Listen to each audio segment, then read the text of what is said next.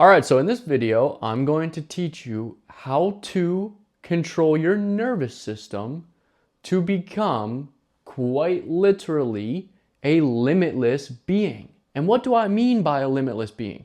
A limitless being is someone that is not controlled by fear, is not controlled by anxiety, is not burdened by worry, is not consumed by stress. Someone that is acting and thinking and being the most authentic and spontaneous version of themselves. And it's going to require one mental shift, so one shift in our thinking, and then it's going to require doing the actual work to control our nervous system. So it's two parts. And the one thing we got to understand is that reality is created from the inside out. This is probably the most empowering lesson we could ever learn. Most of us are a victim of things going on outside of us. If we have positive experiences, we experience positive emotions. If we have negative experiences, we experience negative emotions. So living like that, we don't have any control at all. But a shift that has to occur, the thing we are not aware of is that how we're thinking and how we're feeling, what we consistently think about, eventually becomes real in real life. It shows up in our life. And so once we realize this, we're like, okay, if I can control my internal state, then I gain more control over the results that I get outside of me. And it's not what happens outside of me, it's how I respond to the events, the circumstances going on outside at an internal level. And so if something, quote, bad happens in my life, instead of wallowing in it, I can learn from it, see what I can gain from it, and then become stronger, more knowledgeable, and more experienced from it. We get out of this stupid victim mentality. And the things that we are attracting are because of things that we have complete no awareness of. Ways of seeing the world, patterns of thinking, mental habits that we have no idea that we might be disempowering ourselves. We might be discounting ourselves. We might be devaluing ourselves. We might feel like we're not worthy. We might feel like we're not capable and that we can't control something, so that's why we're anxious over it. That's why we stress over it. But something that's crazy about the nervous system is that, let's say we're scrolling through our phone and we see a video talking about some kind of killing in the news. Or we see a video talking about a car crash. I see all these like car crash videos pop up on stupid Facebook. Even though I'm not there experiencing the car crash, my body, my nervous system is responding to it like it is real, like I'm actually there experiencing it. And so observe the next time like you're watching the news and something scary. That's why the news is really programmed to spark fear within us. I really do think, to me, it's pretty freaking obvious that the news and like social media algorithms are wired to show more negativity, show more fear, because some people might be more knowledgeable on the effect that it has on us than we are. But notice, next time, your heart will race, your breathing will be really shallow, like your whole entire body will tense up, and it's putting you in a fight or flight or freeze response, even though you're sitting on the couch, even though you're looking at a screen. And so if we're not aware of how we're being affected by what we consume, then we're letting whatever we consume create our reality. Because if your mind is filled with fear, your body is constantly reacting, it's in a constant stress state, you're just going to get more and more of that in your life. And then we have other things that, okay, are pretty valid that we would stress over them. Like we have something important coming up. We have a meeting, we have a test, we have a presentation, we're going on a date, we are doing something new that we haven't done before. Those are things that are actually happening in our life. We're not just looking at them on a screen. But the thing is, we run from these things because we don't like feeling anxious. It is a pretty uncomfortable feeling. And we are scared, naturally, of things that we don't know what's going to happen. We can't control the outcome. All these different scenarios in our head play out, and we get consumed by them. But the unfortunate thing is it's almost like the fear of that anxiety, the fear of that fear holds us back from doing that thing in the first place, from stepping into the unknown and getting in situations that will actually expand our comfort zone. Because if we just stay stuck in what we're comfortable in, we're not going to evolve.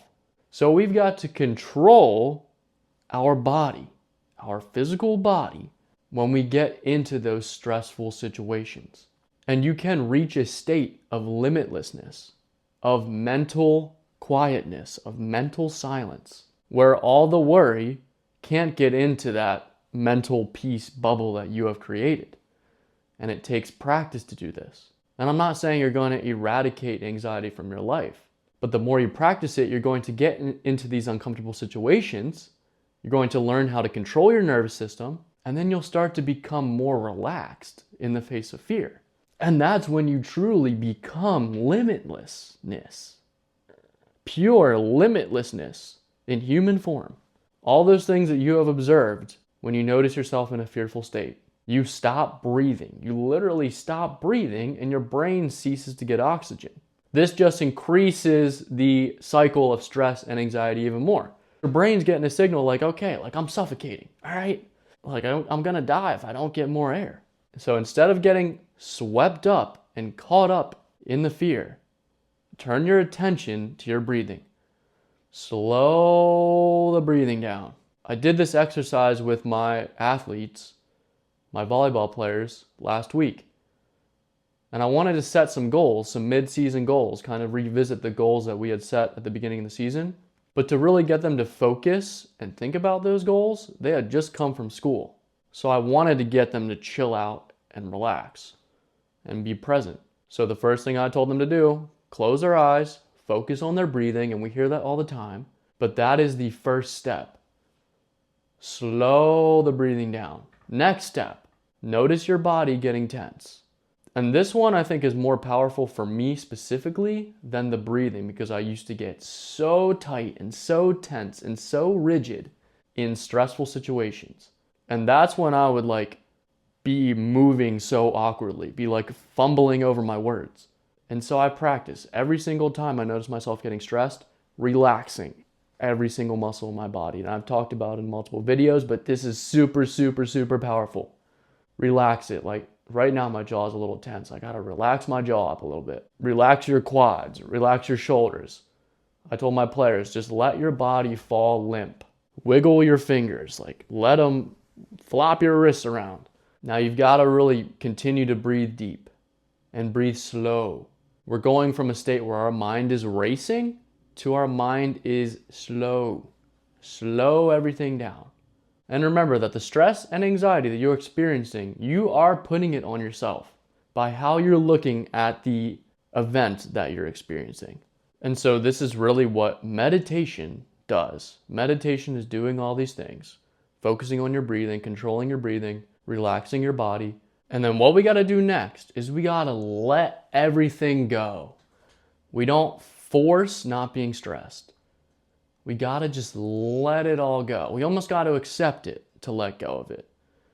The more we force not being stressed or anxious or fearful, the more that fear is going to come up.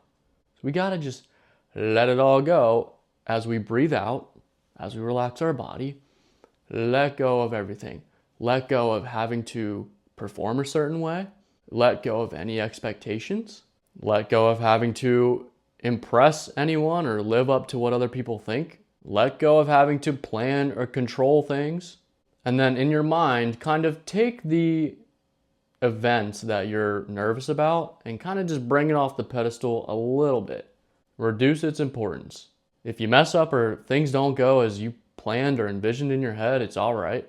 And remember that you always survive and you always look back. I always look back and I'm like, what was I so nervous about? Because of this preconceived image or visuals I was having in my head beforehand, envisioning all these possibilities of what could happen, everything that could go wrong.